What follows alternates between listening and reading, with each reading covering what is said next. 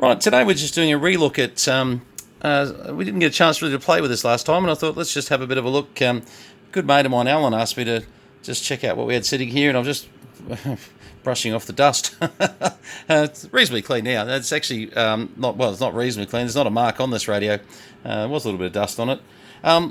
So, this is the little HTX 10, if I remember now, 10. Hang on, make sure I got that right. There's a sticker on the side because I'm so used to the HTX100s.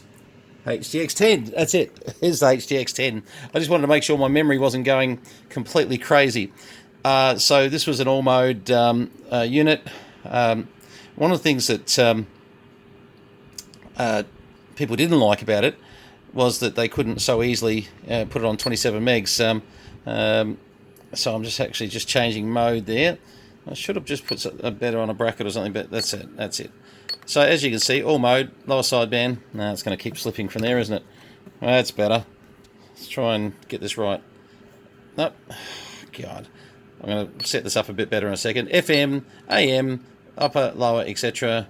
And then you could change your step function, so you could actually change whether you wanted to go up and down. So you can get up and down the band very, very fast on one of these with that function. It's actually quite clever the way they've done this. Now, the HTX10 is actually not a huge radio, but it's got a lot of heat sinking for its RF stage, and let's have a look at why.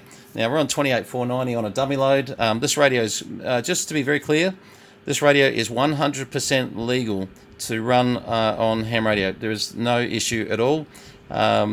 It's just to show you, it might make a liar out of me in a second, but I'm going to go to step function, and I'm going to go there. Okay, so I was right. It's all right. I just wanted to go through and say, look at this, doesn't go down to 27 megs. So just for the amount of confusion that's out there at the moment, and I understand there's a bit of confusion as to what is a radio that is going to be deemed a CB radio, or a modified, type approved, yada yada. Okay, I get that, and I've got pressure on me to try and say the right thing. There's no question. I'm doing the best I can. This here, to my knowledge, would be 100% legal.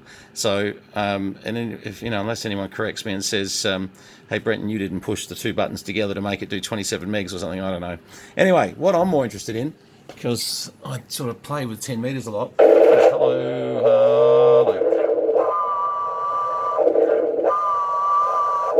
So these things are doing nearly 30 watts. Let me tell you, they need that supply there. Sorry, not supply, those heat sinks there. Well, they need supply too, because we'll just show you. Hello, 1, 2. So it's drawing nearly 6 amps there.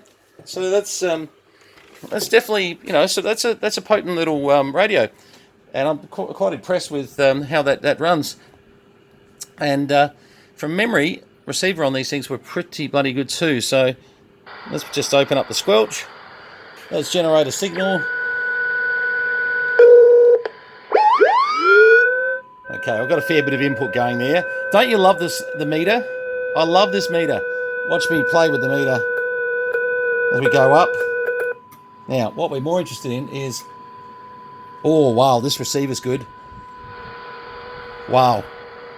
Have a look at this. 0.05 of a microvolt, so minus 133 dBm. We don't normally get a radio that just off the cuff just does that. I can hear that noise free. That's in there beautifully. Have a look at what happens when I put point. Wow. We've got radios, 10 meter radios, and 11 meter for that matter, that barely meet the 0.5 of a microvolt. So we're doing 0.5 of a microvolt, and look, your average CB radio, 10 meter radio, etc. will do 0.5, minus 113. Look, most radios get down to sort of minus 118, 120. They vary a bit, but the real true radios are the ones that can do this. And let me just turn that down so you haven't got that, because I want you to hear that we're hearing this not off the analyzer. Someone might argue that's not completely noise free. To me, that's a healthy little receiver. And look at that, I could just play around with that and get that pitch to make it sound louder. No, look, really, really surprised at that. That is, I'm glad we threw this on. So if you get a little HTX10, and we'll have to do a comparison. I think the next radio we'll do is a HTX100. Let's compare the two receivers.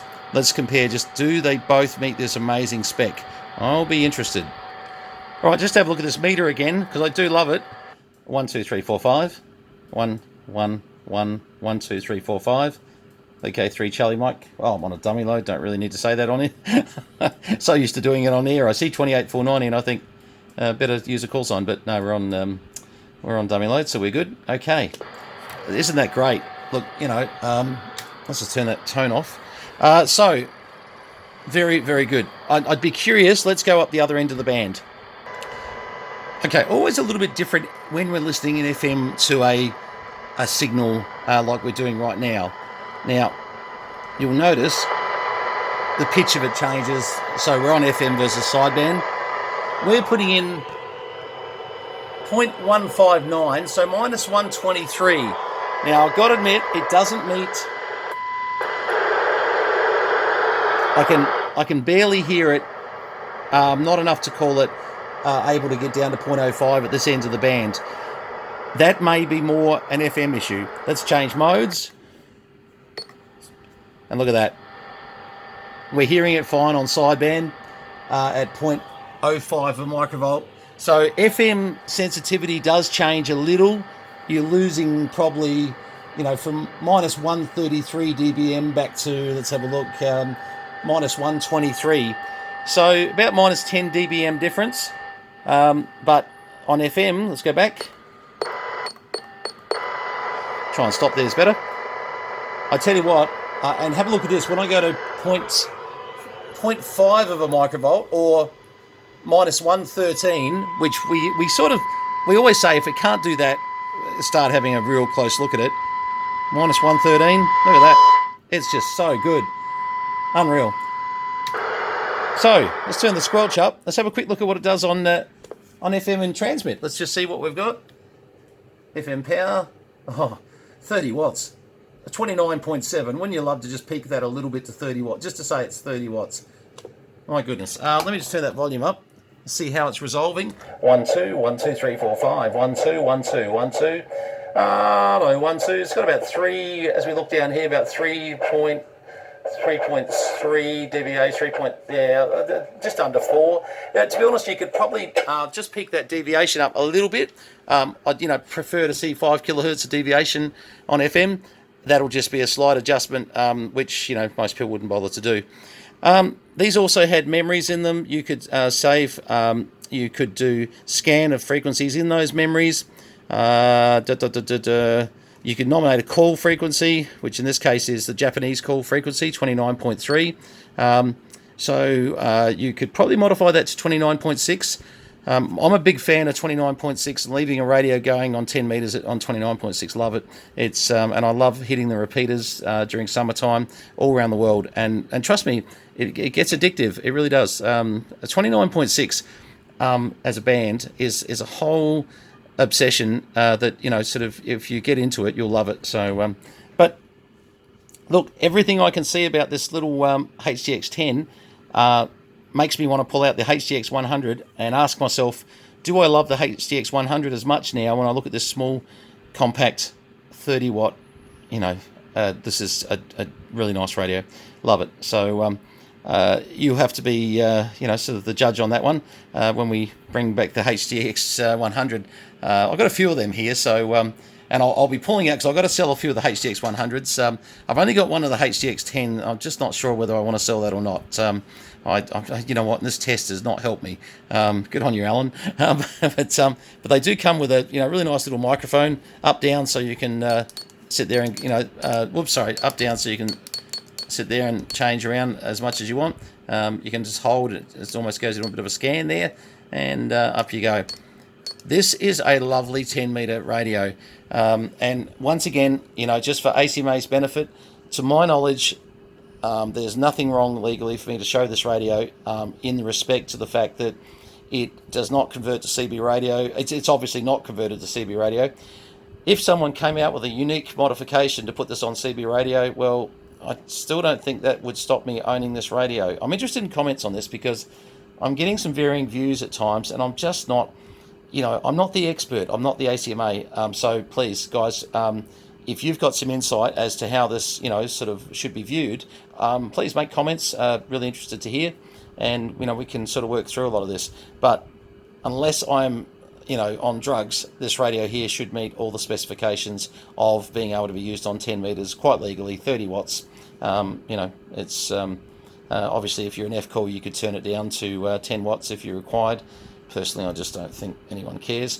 I'm probably not allowed to say that either. But anyway, all right. Well, look, this has been the HTX10, not the 100, and I really love it. This is like new. This thing. I bought this out of the US. And so I paid real money for it, but I got to say, I haven't had a chance to fire it up and really use it. And it was only Alan Donahue, a good friend of mine, that said to me, hey, if you've got a spare one, and I said, I don't know if I've got a spare one or not. And I went looking, and I obviously pulled out the one that we bought from the US. And, obviously, I haven't touched it for a very long time. And I got to say, just pulling it out and having a bit of a play around, and imagine just loading a few memories into it. You'd be laughing. This is a really nice radio. And I'm just sort of quickly saying, all right, well, I want to go back to 29.6. So pretty easy. Whoops, there. Just change the step function. Could have done that a bit easier. Sorry, up. Look at that, and bang, you're back on 29.6, and you're 1, 2, 3, 4, 5. Okay, 3 Charlie Mike. I must just like hearing my own voice. Don't have to use the call sign. Dummy load. All right. So that is the HTX10. Thanks very much for having a look at it.